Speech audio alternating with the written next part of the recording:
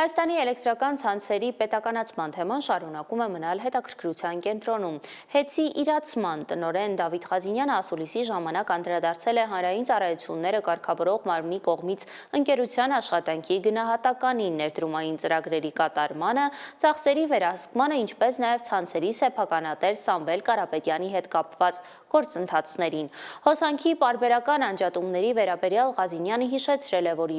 իրենք էլեկտրաէներգիա չեն արտադրում, այլ իրենց ստացածը բաշխում են և բաշխում են այնքան, որքան ստանում են։ Տնօրենն անդրադարձել է նաև ՀԵՑ-ի սեփականաշնորհման գործընթացին։ Ճիշտ ասած, մի հարցազրույցում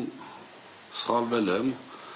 նշել եմ կիսագրագետ օրենքի նախագիծ, հիմա սխալեցկուղ եմ, լինելով իրավաբան համարում եմ անգրագետ օրենքի նախագիծ։ Պրոբլեմ հենց այստեղ է։ Ինչի չեն այդ մարդիկ կամ այդ մեր իշխանությունները ցանկանում դա քննարկել։ Չնայած որ մեր դեմ պայքար է տարվում ոչ օրինաչափ, այսպես ասած առանց կանոնների մարտի ձևաչափով, մենք պատրաստվում ենք հաշվի առնելով, որ մեր ընկերության սեփականատերը պետականամետ մարդ է,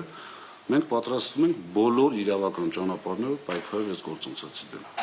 Մեր համար գործընթացը սկսված է անկեղծ ասած Կարապետյանի ապօրինի